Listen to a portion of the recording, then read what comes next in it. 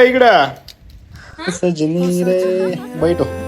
नमस्कार मंडळी, चालत्या बोलत्या गाडी शिकण्याच्या व्लॉग मध्ये तुमचं पुन्हा एकदा मनापासून स्वागत. तुम्हाला माहिती आहे का, आज मी माझी 4 व्हीलर काढून स्वतः पार्लर मध्ये आयब्रो करण्यासाठी गेली होती. पण हे कसं काय सांगते तुम्हाला, थांबा.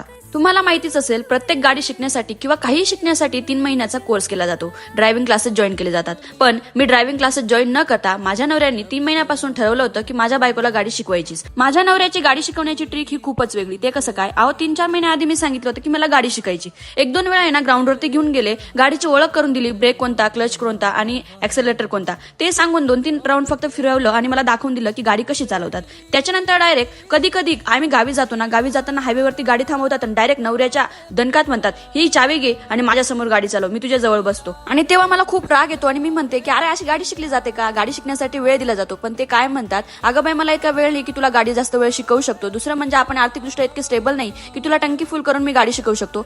आणि ते काय म्हणतात, अगं बाई कठीण प्रसंगातूनच माणूस गोष्टी शिकतो आणि तू प्रॅक्टिकली शिक. नुसतं क्लासमध्ये जाऊन 3-4 महिनेही शिकून आली ना तरी तुला कॉन्फिडन्स येणार नाही, पण तू रस्त्यावरती गाडी चालवली तर तुला कॉन्फिडन्स नक्की येईल. खरंच मी गाडी शिकून गेली आणि आता मी ट्रायही करते बाहेर जाण्याचा. Thank you so much. अहो, लव्ह यू.